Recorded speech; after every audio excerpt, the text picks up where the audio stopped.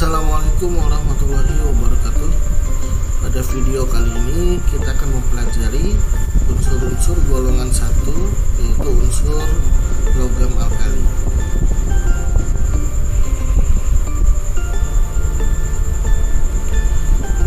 Unsur-unsur dalam golongan 1 meliputi unsur litium, natrium, kalium, rubidium, cesium, dan francium. Logam alkali ditemukan di alam dalam bentuk mineral, dan khusus natrium banyak terkandung dalam air laut.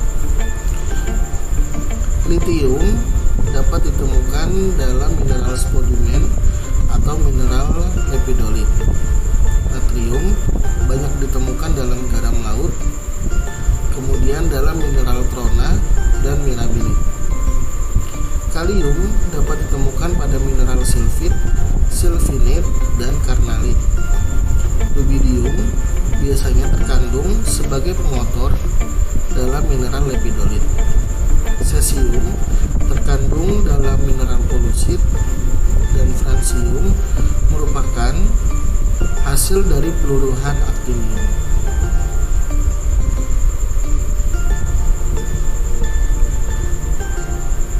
Sifat-sifat unsur golongan 1A atau golongan 1. Yang pertama adalah bentuknya, umumnya padat, memiliki warna yang mengkilap, dan bersifat lunak.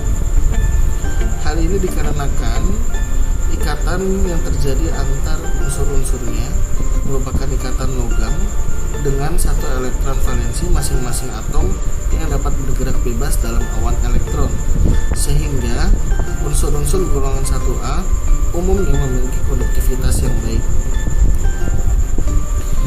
Titik lebur mulai dari Li sampai dengan Fr atau dari litium ke francium umumnya mengalami penurunan, di mana litium memiliki titik lebur 180 derajat, kemudian terus menurun natrium, kalium, rubidium, cesium, dan francium yang memiliki titik lebur sekitar 27 derajat Celcius.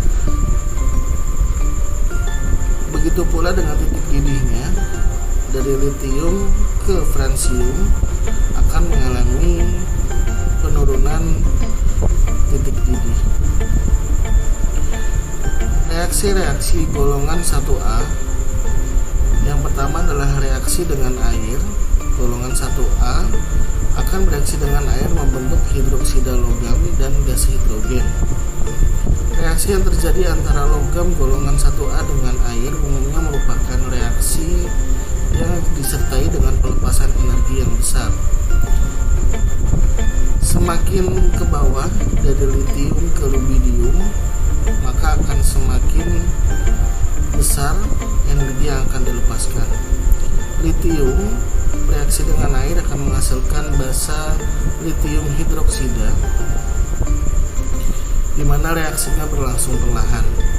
Sedangkan logam natrium ketika bereaksi dengan air akan menghasilkan basa natrium hidroksida yang akan menghasilkan api pembakaran. Untuk kalium, cesium, dan rubidium setelah bereaksi dengan air masing-masing akan membentuk hidroksida logamnya, dan reaksi ini akan disertai dengan ledakan yang keras. Selanjutnya reaksi antara logam golongan 1A dengan oksigen, maka akan membentuk oksida logam. Beberapa akan membentuk peroksida logam, bahkan dapat membentuk supraoksida logam. Apabila golongan 1A bereaksi dengan halogen, maka akan membentuk garam ion dengan komposisi 1:1.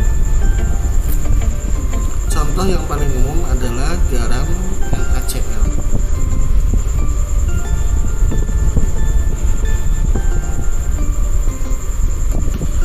Kegunaan unsur-unsur golongan 1A. Litium umumnya digunakan dalam baterai, khususnya dalam baterai telepon seluler. Kemudian digunakan juga sebagai obat antidepresan dan sebagai salah satu bahan baku untuk pembuatan gelas atau kaca. Natrium dapat kita jumpai banyak di garam dapur yang digunakan sebagai bahan tambahan makanan, kemudian dalam lampu jalan, dan juga dalam bubuk magnesium. Kalium dapat kita temukan dalam pupuk, khususnya pupuk NPK, kemudian sebagai bahan baku pembuatan sabun, dan juga sebagai bahan untuk pencuci foto. Rubidium dapat ditemukan dalam obat depresi dan juga digunakan sebagai jam atom. Sama dengan rubidium, cesium juga dapat digunakan sebagai jam atom. Namun kegunaan lain cesium adalah untuk pembuatan gelas atau kaca dan sebagai detektor radiasi. Sedangkan francium karena merupakan unsur yang mudah meluluh, maka francium umumnya digunakan dalam penelitian untuk mengetahui sifat-sifat francium sendiri atau untuk mengetahui hasil peluluhan menjadi unsur-unsur lain, dan juga digunakan sebagai unsur yang radioaktif. Pembuatan unsur-unsur golongan 1A, litium dapat dibuat melalui proses elektrolisis cairan LiCl, di mana Li akan dihasilkan dalam katoda. Natrium dapat dihasilkan dari proses elektrolisis lelehan NaCl yang disebut dengan cell down. Kalium dapat dihasilkan dari proses elektrolisis lelehan kalium hidroksida. Rubidium dapat dihasilkan dari kristalisasi fraksional paduan atau alum dari Rb dan Cs. Cesium dapat dihasilkan dari ekstraksi polusit, di mana ekstraksi polusit meliputi pencernaan asam, dekomposisi basa, dan juga reduksi langsung. Sedangkan francium dapat diperoleh melalui reaksi fusi dengan membombardir unsur emas 197 dengan unsur oksigen 18. Untuk melakukan pengujian atau identifikasi pada logam golongan 1A dapat digunakan uji nyala api, di mana hampir keseluruhan unsur-unsur golongan 1A akan menghasilkan warna yang berbeda ketika diuji nyala api. Litium akan menghasilkan warna merah crimson, natrium akan menghasilkan warna api kuning terang, kalium menghasilkan warna ungu lila, rubidium menghasilkan warna merah ungu, dan cesium menghasilkan warna ungu biru. Sedangkan untuk francium umumnya diidentifikasi dengan melakukan pengukuran emisi cahaya. Ada beberapa fakta unik dari golongan 1A. Yang pertama adalah unsur hidrogen.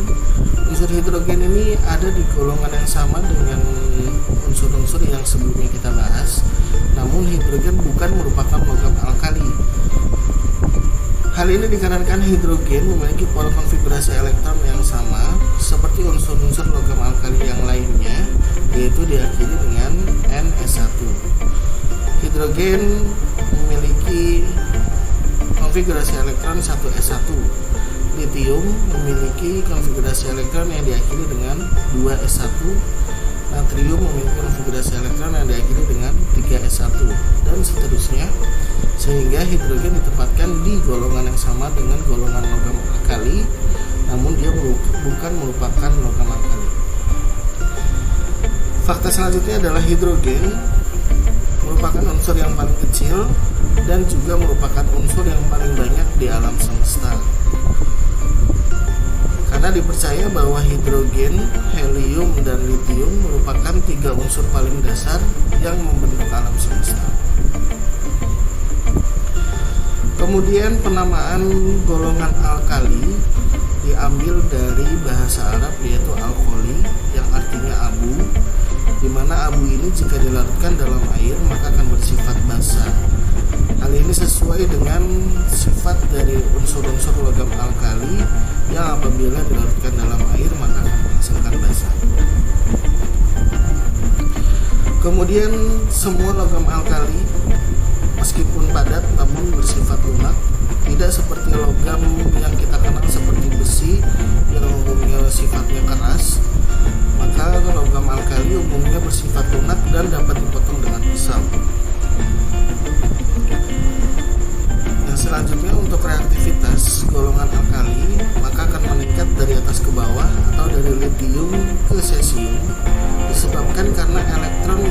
semakin mudah lepas karena jarak antara inti atom ke luar atau kulit